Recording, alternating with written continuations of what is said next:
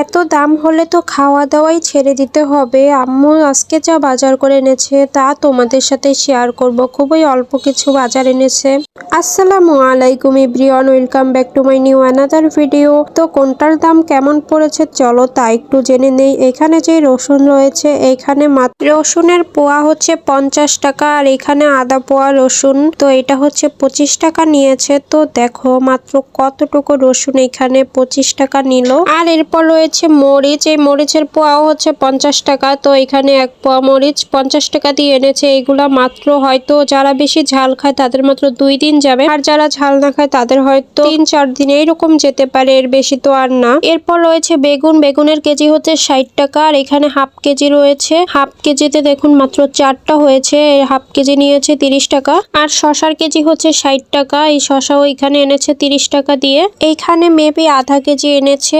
এরপর রয়েছে পেঁয়াজ, পেঁয়াজের কেজি হচ্ছে 100 টাকা, এখানে 1 কেজি পেঁয়াজ এনেছে 100 টাকা দিয়ে।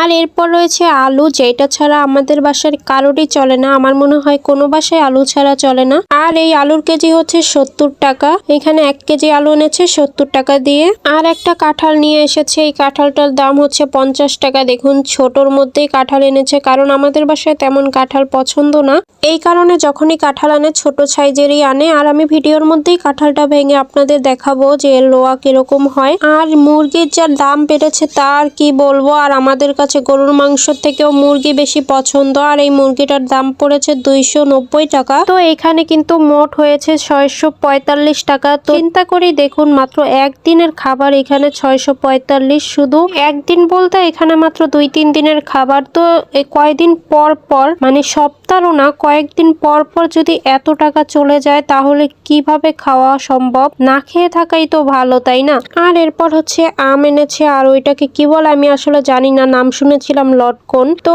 এইগুলোর দাম তো আর ধরি নাই, এগুলো হচ্ছে সবসময় আনা হয় না, যে কারণে এগুলোর দাম আর ধরি নাই। তবে আমের সিজনে আমাদের বাসায় প্রতিদিনই আম থাকে।